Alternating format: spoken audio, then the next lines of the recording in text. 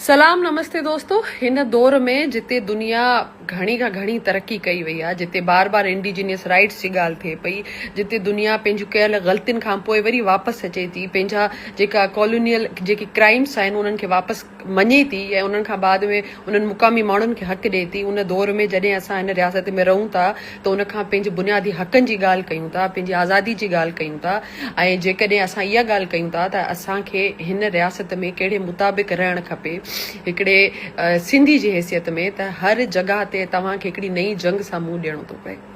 हिकिड़ो सिंधी हुजणु हिन रियासत में हिकिड़ा ईअं आहे त तव्हां उन सर्टिफिकेट खे खणी घुमो था, जिते तव्हांखे हर जगह ते न सिर्फ़ु हिकिड़ा टाइटल्स मिलंदा पर तव्हांखे उन शइ जो बार बार उन्हनि खे सबूत ॾियणो पवंदो त तव्हां इंसान आहियो ऐं तव्हांखे उहा इंसानी ट्रीटमेंट कई वञे।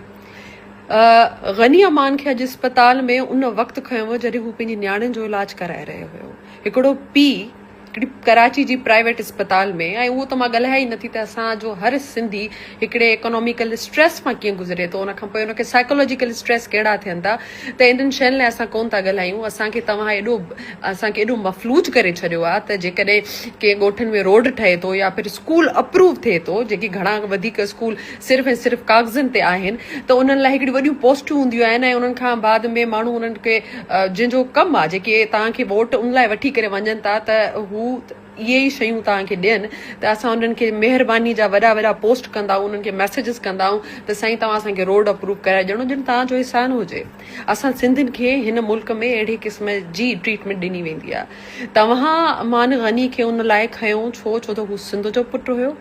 ऐं जेकॾहिं कुझु माण्हू बार बार इहो पुछा पिया कनि त साईं कहिड़े पार्टी मां आहियो, छो त मां कुझु मैसेजिस पढ़िया त हिते पार्टीस कोन अचनि थियूं, ही सिंध जो पुटु आहे। कंहिं बि सिंधी ते ज़ुल्म थींदो, कंहिं बि सिंधी सां नाइंसाफ़ी थींदी, असां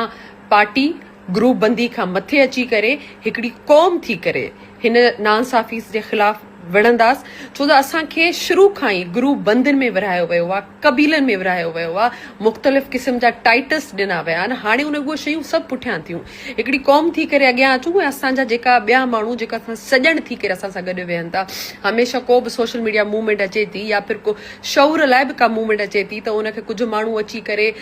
कूड़ा किसा ॾेई करे या फिर उन्हनि माण्हुनि ते इल्ज़ाम हणी करे उहो टॉपिक टोटली डाइवर्ट कनि था, त हू रियासत जा वेठल माण्हू आहिनि जिन खे असांखे लॻे थो त हू असांजा सॼण आहिनि, असांखे लॻे थो त हू असां मां ई हिकिड़ो आहिनि, पर न, ही हिकिड़ी जेका पूरी जो पूरी पॉलिसी हले पई इहा सदियुनि खां पॉलिसी हले पई। ऐं हिन मुल्क में जेको तक़रीबन 80 साल खां हिकिड़ी कुझु क़ौमनि खे ही